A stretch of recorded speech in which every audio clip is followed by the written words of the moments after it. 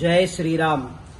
జై స్వరాజ్య world TV ప్రేక్షకులందరికీ కూడా వరసిద్ధి వినాయక స్వామి వారి నవరాత్రి మహోత్సవంలో 3వ రోజు చేరుకున్నందుకు శుభాకాంక్షలతో ఇంతకు ముందు మన గురువుగారు చెప్పినటువంటి ఈ సోమవారం ఎంతో విశేషమైనటువంటి ఫలాన్నిచ్చే సోమవారం అని చెప్పారు.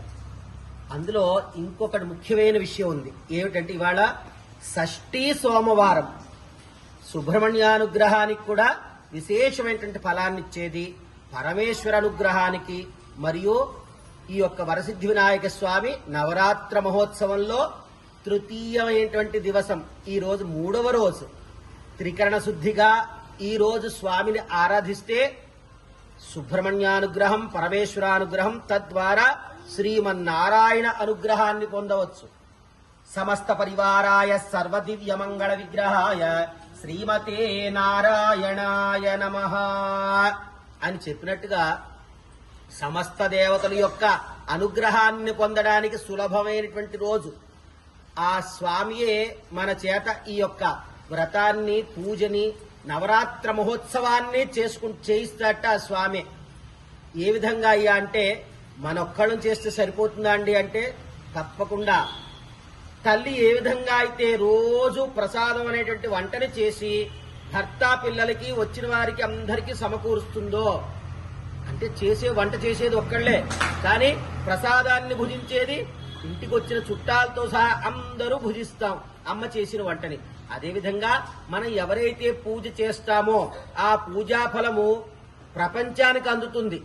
చూడండి, ఒక్కడు పూజ చేయటం వల్ల ప్రపంచ శాంతి లభిస్తుంది. అలాగా అందరం చేస్తే సత్యయుగ సంస్థాపన అవుతుంది. ఇది మాత్రం సత్యం.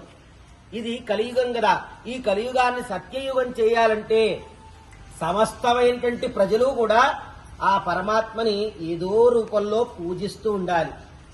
ఈ యొక్క హిందూ ధర్మంలో చెబుతుంది అనేకమైన దేవతలు, 3 కోటి దేవతల్ని పెట్టారు. ఎందుకంటే లోకోహ భిన్న రుచి అని. అందరూ కూడా ఒకేలాగా పూజించాలనేటువంటి నియమం లేదమ్మా.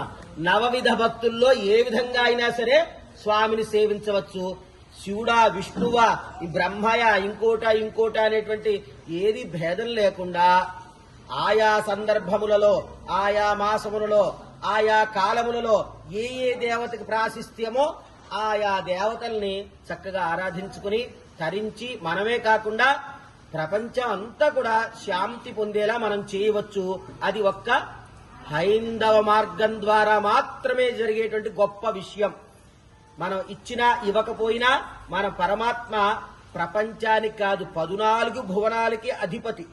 కాబట్టి మనం చేసేటువంటి ధ్యానమో, ఆరాధనమో, భక్తియో, మరొక స్మరణమో ఏదైతే ఉంటుందో అది మనతో పాటుగా మన ప్రపంచానికి కూడా ఉపయోగిస్తుంది. కాబట్టి ఈ యొక్క గణపతి నవరాత్రి మహోత్సవాల్లో 3వ రోజైన విశేషమైనటువంటి ఇందువాసర షష్ఠీ ప్రయుక్త ఈ యొక్క గణపతి నవరాత్రిలో 3వ రోజు చాలా విశేషమైన రోజు.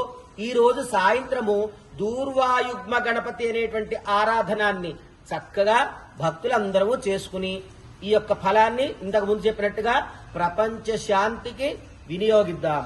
జై శ్రీమన్నారాయణ. జై శ్రీరామ్. ఓం నమ శివాయ. జై బోలో గణేష్ మహారాజ్ కి. गणेश महाराज के जय। बोलो गणेश महाराज के जय। बोलो गणेश महाराज के जय। बोलो गणेश महाराज के जय। बोलो गणेश महाराज के जय। बोलो गणेश महाराज के जय। बोलो गणेश महाराज के जय। बोलो गणेश महाराज के जय। बोलो गणेश महाराज के जय।